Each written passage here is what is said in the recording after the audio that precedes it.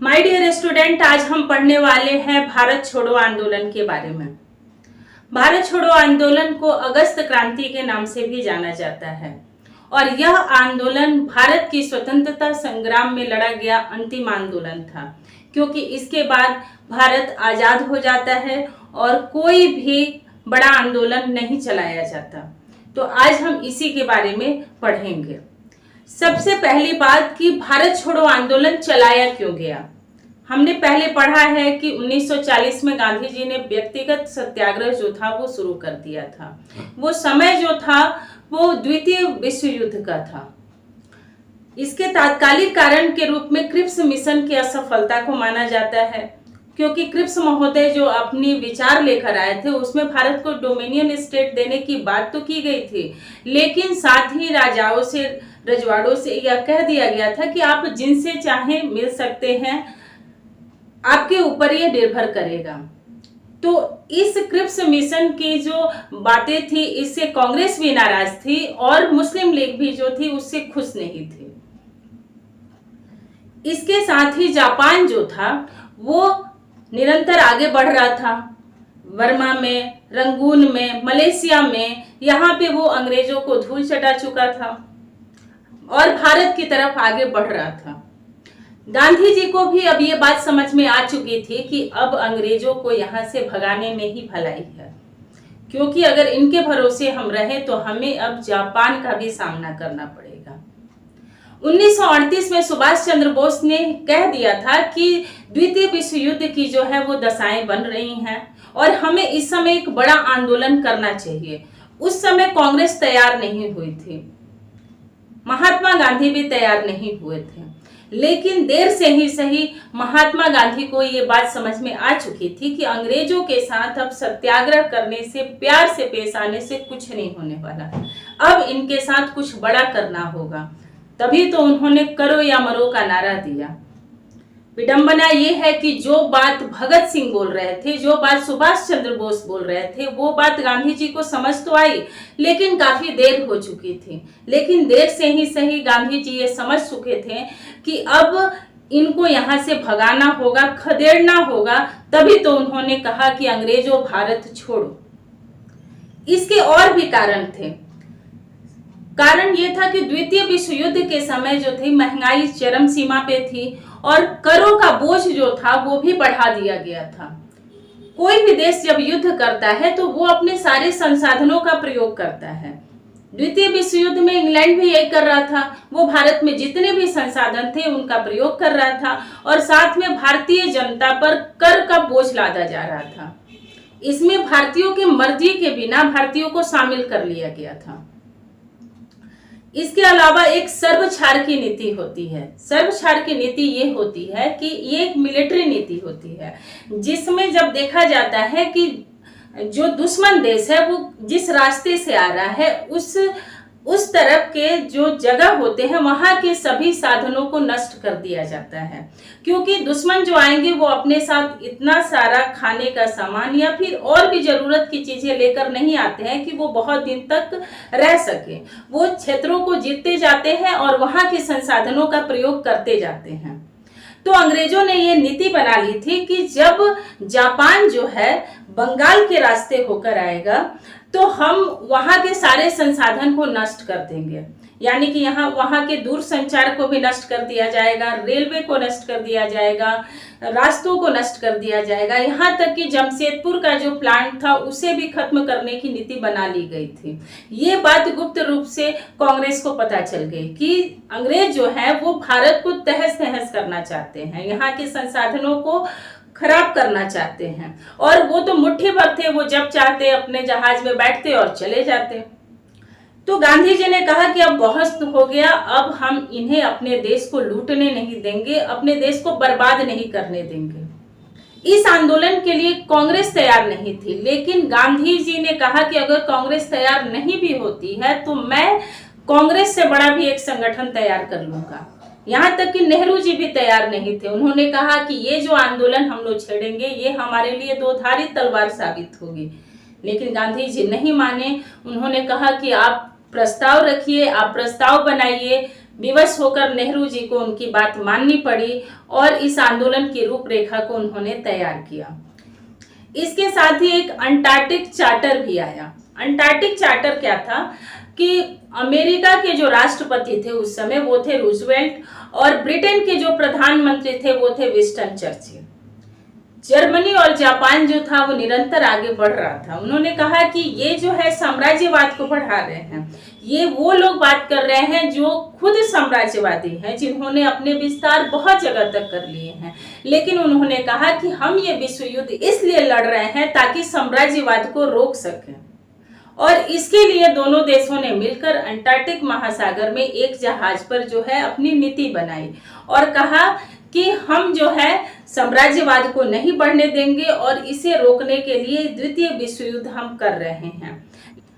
Antarctic charter में एक बात कहा गया कि जो भी क्षेत्र विजित किए जाएंगे, जो भी क्षेत्र जीते जाएंगे, उन्हें यह अधिकार दिया जाएगा कि वो किस देश के साथ रहना चाहते हैं या स्वतंत्र रहना चाहते हैं, ये उनकी इच्छा पर निर्भर करेगा।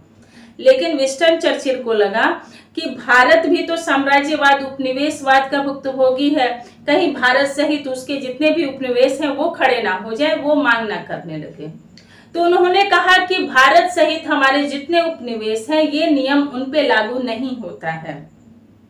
कांग्रेस और भारत की जनता ये समझ चुकी थी कि द्वितीय विश्व युद्ध के बाद भी हमारे हाथ कुछ नहीं लगना है, हमें ना स्वशासन मिलने वाला है और ना ही हमें स्वतंत्रता मिलेगी। तो ये आंदोलन जो है छेड़ना अपरिहार्य हो चुका था गांधी जी के लिए। तो ये कुछ कारण थे इस आंदोलन को चलाने के लिए, लेकिन इसके तात्कालिक कारण के रूप में अगर देखा जाए तो इसका तात्कालिक कारण जो था वो क्रिप्स मिशन की असफलता थी। अब इस आंदोलन की रूपरेखा जो थी, प्रस्ताव जो था वो तैयार किया था नेहरू जी ने, इसका समर्थन दिया था सरदार वल्लभ भाई पटेल ने, और ये जो था वो गांधी जी के नेतृत्व में चलाया गया और इसका विरोध भी हुआ। इसका बहुत लोगों ने विरोध किया। इसमें सबसे प्रमुख जो थी वो कम्युनिस्ट पार्टी ने जो था इस आंदोलन का विरोध किया। ये आंदोलन अब कैसे बढ़ता है? ये आंदोलन 14 जुलाई 1942 को वार्धा में भारत छोड़ो प्रस्ताव रखा गया। महाराष्ट्र के वार्धा में 14 जुलाई 1942 को ये प्रस्ताव रखा गया। उस समय अध्यक्ष जो थे वो अब्दुल कलाम आजाद थे। उनकी अध्यक्षता में ये बात रखी गई कि कांग्रेस जो है वो भारत छोड़ो आंदोलन चलाना चाहती है, और यहाँ पे इस प्रस्ताव को पास भी कर दिया गया कि हाँ, इस आंदोलन को चलाया जाए। फिर 1 अगस्त को जो था बड़ी जोर शोर से तिलक उत्सव मनाया गया।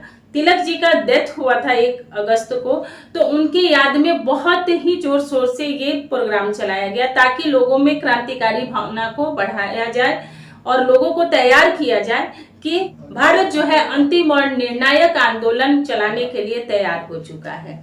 आगे की जो रूपरेखा तैयार हुई वो 8 अगस्त 1942 को ग्वालियर टैंक मैदान से भारत छोड़ो प्रस्ताव पास किया गया। 8 अगस्त 1942 को मुंबई के ग्वालियर टैंक मैदान में जो है वो प्रस्ताव को पास किया गया। वहां पे प्रस्ताव को जनता के सामने रखा गया। इस प्रस्ताव में क्या बातें कही गई? ये प्रस्ताव जो था गांधी जी के पिछले जितने भी आंदोलन थे उनसे बिल्कुल ही अलग था। इस आंदोलन में लोगों से कहा गया कि आप सरकारी नौकरी नहीं छोड़ें।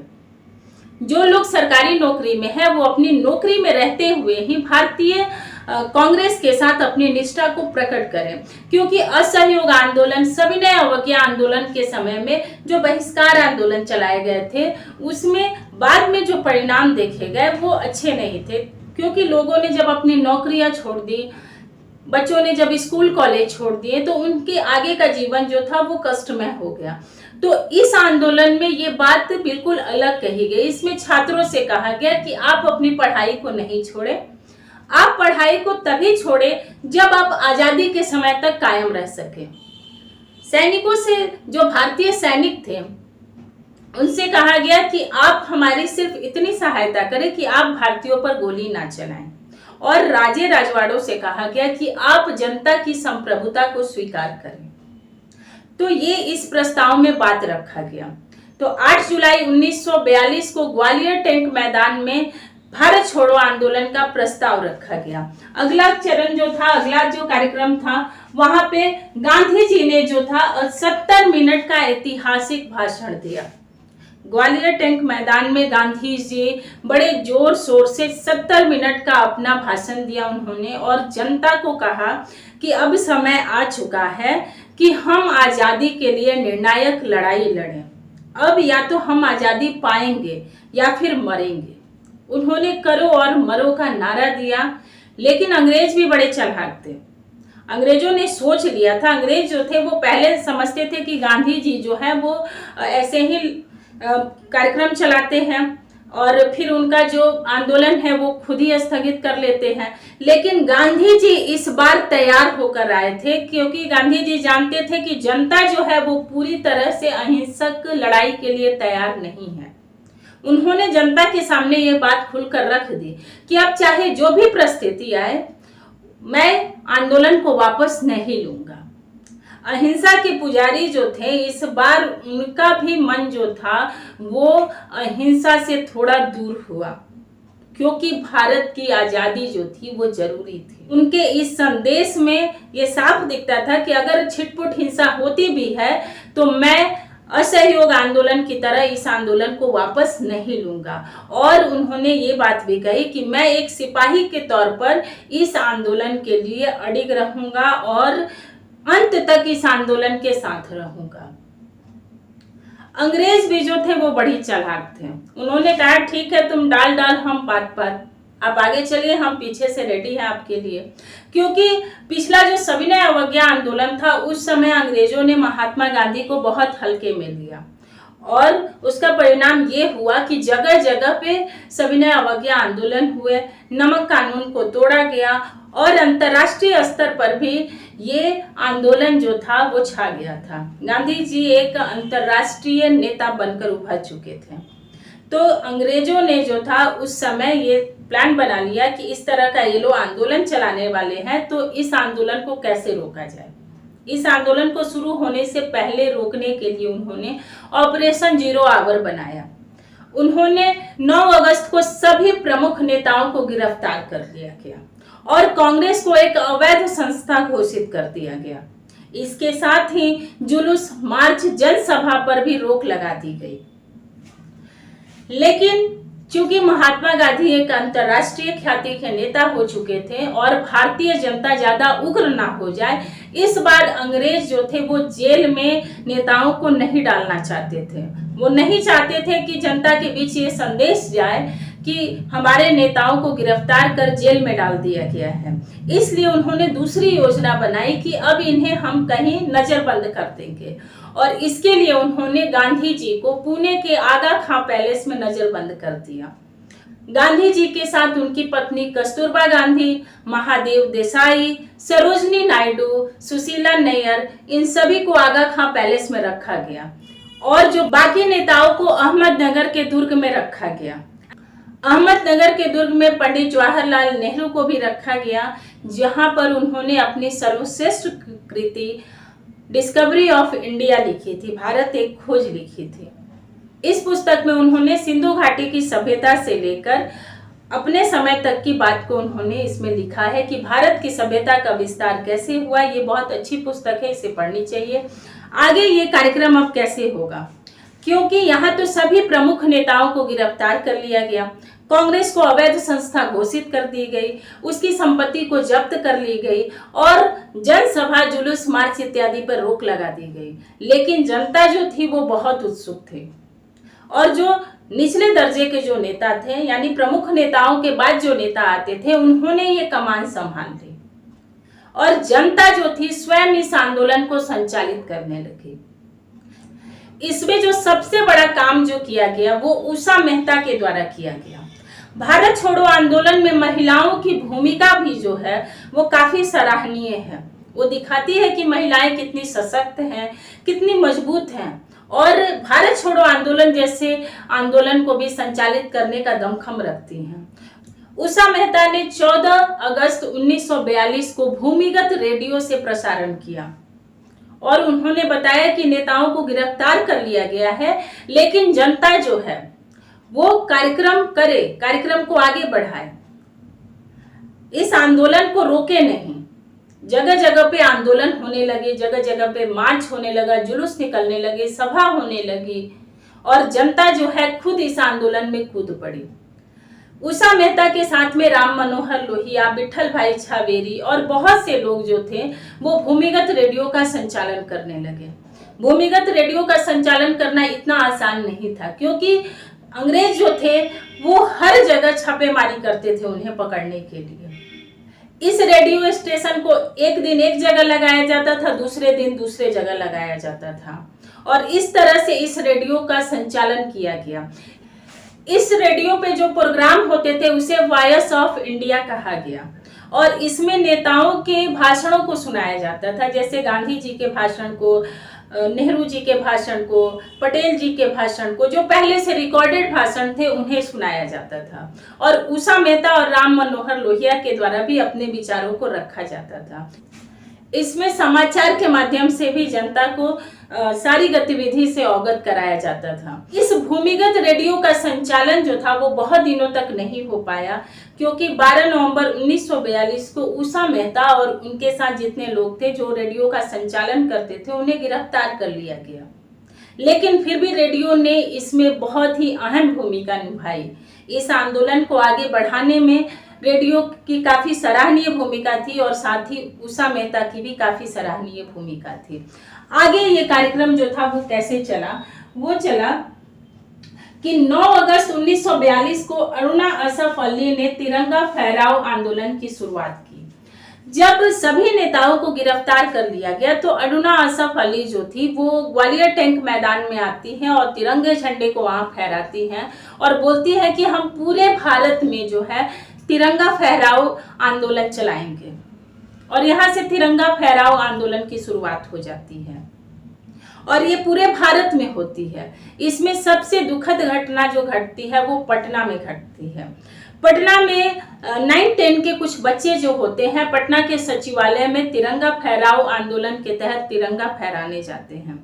वहां पे जो सेना प्रमुख होते हैं ऑर्चर, वो गोली चलाने का आदेश दे देते हैं, लेकिन बच्चे फिर भी नहीं रुकते। एक को गोली लगती है तो दूसरा तिरंगा फहराता है, दूसरे को लगती है तो तीसरा फहराता है। इस तरह से 11 छात्र जो है वो घायल होते हैं, जिसमें से 7 छात्र शहीद हो जाते हैं और अंततः एक छात्र जाकर पटना सचिवालय पर तिरंगा फहरा ही देता है। कितना अदम्य साहस था उन 9-10 के बच्चों ने, जिन्हें गोली लगने का भी डर नहीं था और उनके मन में भारत की स्वतंत्रता के लिए कितनी ललक थी कि जान देने को भी तैयार थे। आजादी के बाद पटना सचिवालय के पास इन 7 बच्चों की 81 की मूर्तियां लगाई गई। आप आज भी जब पटना सचिवालय के पास में जाएंगे तो इन बच्चों की 81 की मूर्तियां आपको दिखेंगी। इस तरह से भारत में हर जगह झंडा फहराओ आंदोलन जो था वो चरम सीमा पर पहुंच गया। जगह जगह लोग सरकारी स्थानों पर जाकर झंडा फहराने लगे। इस कार्यक्रम का और भी विस्तार हुआ, इसको हम अगले वीडियो में जानेंगे। आपको मेरा आज का वीडियो कैसा लगा आप मुझे कमेंट करके जरूर बताएं। आप मेरे वीडियो को लाइक करें, मेरे चैनल को सब्सक्राइब करें, शेयर करें। धन्यवाद। जय हिंद, जय भारत।